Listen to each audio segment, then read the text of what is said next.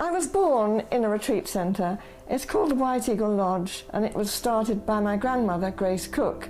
And I was born when she was actually just beginning it. We were working very hard. My family worked there, my mother and my father and my aunt. It was a whole family organisation. And people would come down there and learn to meditate. In those days, meditation was very strange. People didn't know about it, they didn't speak about it like they do now. So it was a very new thing. And we had groups of people of maybe 6 or 8 at a time who would come and stay at the retreat centre, learn to meditate. And I was a little girl, I used to meet them. But later on, I started to cook for them. I left school, I wanted to leave school, and they needed a cook at the retreat centre. And no one really could cook vegetarian food in those days, so I persuaded my parents to let me take over. None of them were vegetarian, it was all new for them, and I was quite creative and they loved the food and wanted the recipes. So I made notes of all the recipes, and a few years later, when I actually I was at home with my young babies by then, I started putting them together into a book. And it was published by the Retreat Centre, the White Eagle Publishing Trust, called Simply Delicious. And it had rave reviews. There weren't really any vegetarian cookery books around at that time, and it was very popular, and that really launched me.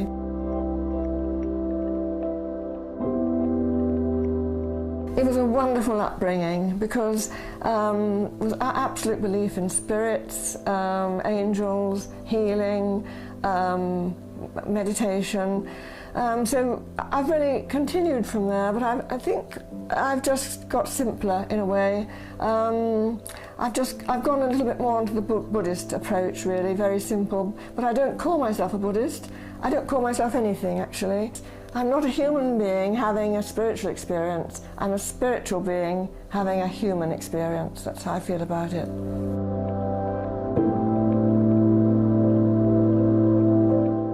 The people who came to the retreat centre were from all walks of life. Some quite rich and famous people came, but I don't think any of them really were vegetarian, or certainly hadn't had much experience of vegetarian cooking. So I really was starting with a blank canvas in a way, and I just experimented on them and tried out dishes that I thought they would like, and they loved it. I think that it was just different, and they were open to the ideas, and they wanted the recipes. So it was a very exciting time, really, trying the food out on them and experimenting and inventing.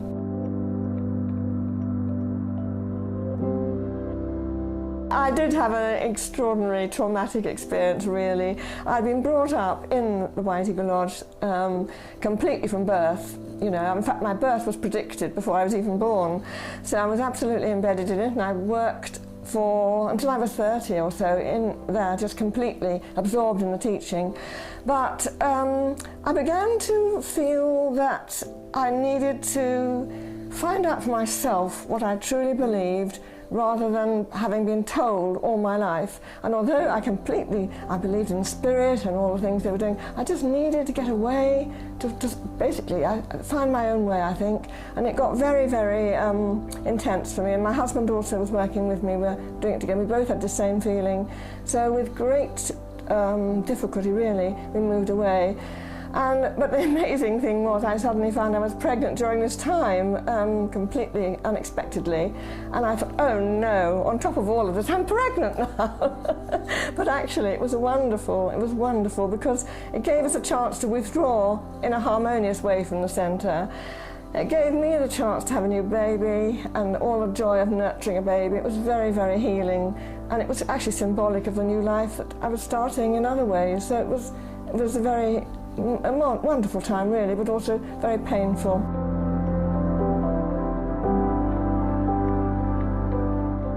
Well, when we moved away, my husband was really seeking something new. He didn't know what to believe, and he basically found Buddhism. But he went to the monastery called Chithurst Monastery, which was quite near the retreat centre, and he became quite absorbed in that. He would go sort of weekly and learn about Buddhism. And a little of that rubbed off on me. He also wanted to hold retreat days at our house. So for about 12 years, we held a retreat day every year, and a monk would come and talk to us and talk to any neighbours or people who wanted to come, and it was amazing, wonderful teaching. But even so, I still didn't want to get committed because of my background. I just still wanted to find out what I really believed. And then 2 or 3 years ago, one of the monks said something which absolutely made me prick up my ears and tingle all over. He said, "Everything you need to know about Buddhism can be written on the back of a postcard." And I thought, wow, how amazing. And so I listened to this monk, and he said very wise and simple things, and I just realised that the Buddha's teaching was really very powerful and very simple, and I just loved it. And as a result of that, I wrote a book called I Met a Monk about it, simple Buddhist teaching. And I based it on our retreat days. There was some poetic license involved, but basically it has the whole flavour of those days and the teaching. And that has led on to new things for me.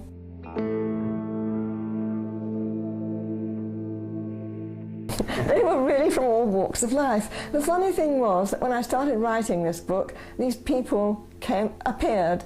Some of them were very vaguely based on people I knew, but not in any detail, you couldn't tell, and they sort of developed characteristics of their own as I wrote about them. But I did realise what novelists say when they say the people arrive. They were just there, and I could see them, I could hear them. It was it was very much like watching a film. It was a wonderful experience, actually. I'll never forget it.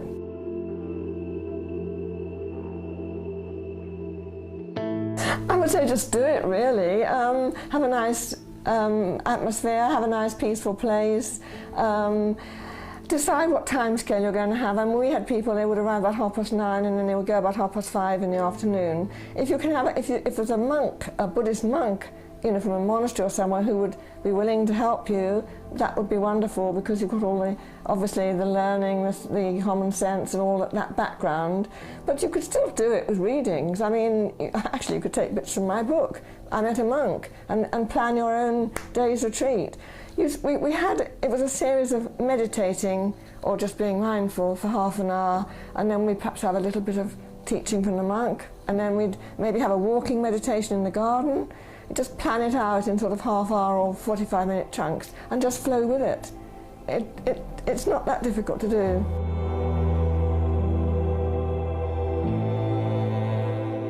Oh, well, I mean, my husband is a case in point, really, because when we left the White Eagle Lodge, he was very, very hurt and angry, really, and the Buddhist teaching brought out all his gentleness, developed his wisdom. He became very different in his nature, and I've seen that many times with people. I can't think of specific examples apart from him, but it really does work.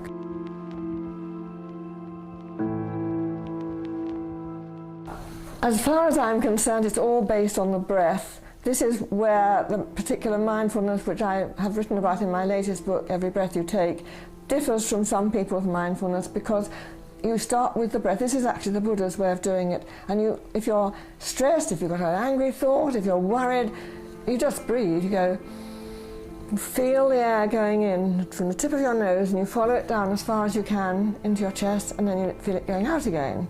And when you're doing that, you're focusing on the breath. You can't think about anything else. You can't think worried thoughts, you can't think stressed thoughts, you're just breathing. So that automatically gets you into mindfulness mode. You don't even have to try if you do that. If the thoughts come back, you just notice your breath again. It is magical. And what it does also is, when you've done it a few times, it puts you in touch with a peaceful place inside you. I honestly think it's the answer. I really do. I find it so helpful in my own life, and I've seen other people really calming down and feeling very different.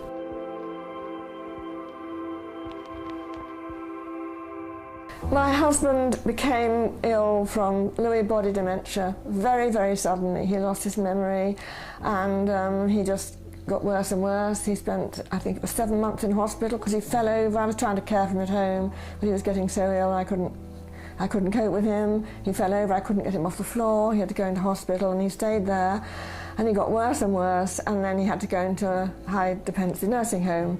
So during that time, I was incredibly stressed, worried, in pieces really, trying to cope with the home and my husband, worried about him, and I found the breathing so helpful. I do not know how I would ever have got through that time without the breathing, actually. And it was literally what I just said. It's noticing your breath, feeling it at the very tip of your nose, or if you can't feel it there, wherever you first feel the breath. So you breathe in, you feel it going in and down, and then feel it coming out again. It's so simple, and yet if you do it and keep doing it, it really brings you peace, because you cannot think while you're doing it. You cannot be worried about anything. It's like a peace drug in a way, in the best possible way. And I just did that the whole time. In fact, I was doing it often at the nursing home, because I went to the hospital and the nursing home every day to see my husband. And of course the staff knew what I was doing. And I was teaching it to them before the end of the time, and they found it helpful. Everyone who I've shown this technique to has found it so helpful. And that's why I just wrote my book called Every Breath You Take, because I could see people wanted the information. It's not my information, it's come direct from the Buddha. But people don't realise that this is the original mindfulness. Mindfulness has got a bit diluted over the years, and they don't always know that it's associated with the breathing. It's based on the breathing. And when you add the breathing to a mindfulness approach, that is concentrating on your breath, mindfulness, then it just makes all the difference.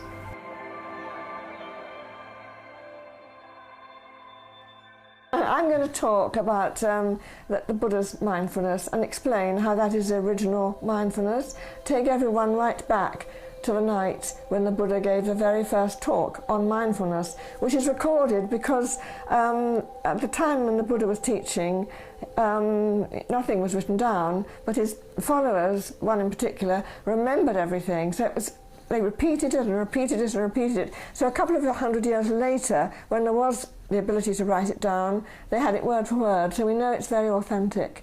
And we've got this very simple approach to mindfulness, which he said that night, and it covers every area of our life. It covers the body, the feelings, the mind, and spirit. So it's very short.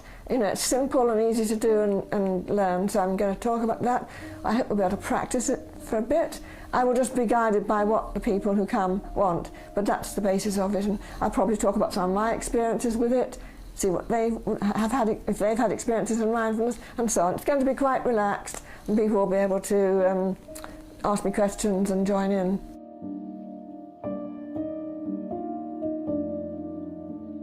A good healthy vegetarian diet is based on the simple foods, really. It's based on the pulses, some nuts and grains, lots of vegetables and fruit, and you can make those into such tasty things. Some of the things children like, for instance, are falafel, which you can make with chickpeas. A lot of the Mediterranean things actually are very popular with children. We love dal in my family with lentils, lentil soup. You put me on the spot. What else? There's so many things you can do. Get on my books, people. Get on my books.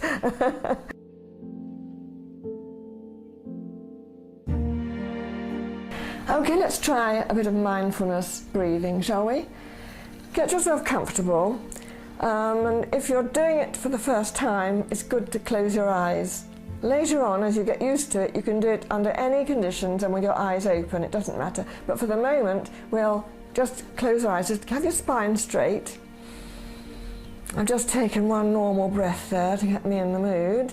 Then what we're going to do is to notice the air going into our nose at the very place where it enters. The Buddha said your nostrils, but some people can't feel it on their nostrils, so just notice. Don't make it up, we're actually noticing what you're actually really feeling. So I'm going to take in a breath, go. I feel it going in into my nose, and I can feel it going down, and then it comes out. I was talking some of that time while it was happening, but now you just try it. Just breathe in, notice it, go down, and then breathe out. You'll feel it's warm as it's going out through your nostrils. Now when you're doing this, don't worry about the timing. Just notice what's happening.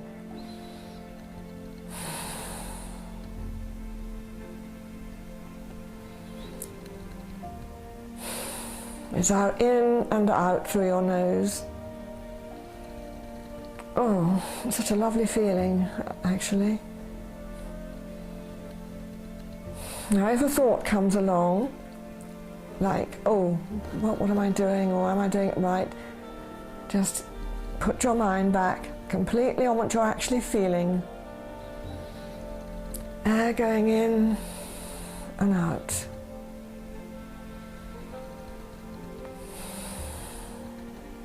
It's so calming. After just a couple of breaths, you'll feel the peace.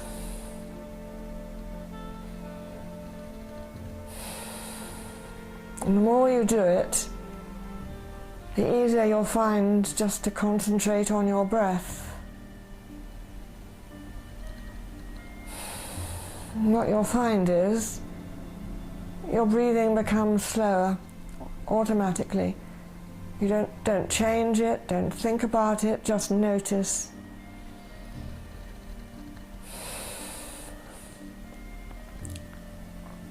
You'll find you're taking longer between the breaths.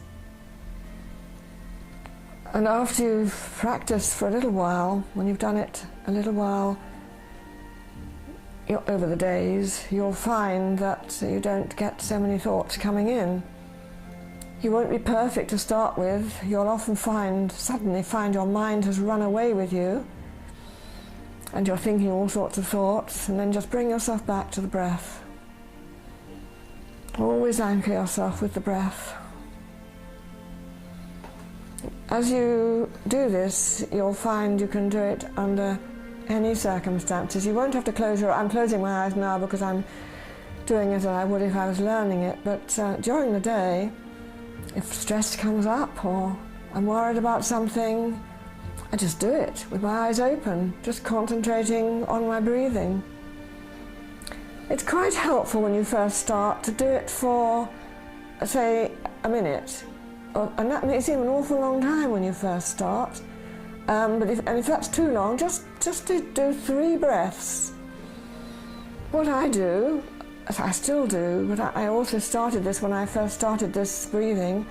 I set the alarm on my watch. It makes a little noise on the hour, and that reminds me, as long as I don't click out of it, it reminds me to take a mindfulness breath. So I thought to myself, oh well, if I do nothing else, I shall take at least 1 mindfulness breath on the hour throughout the day.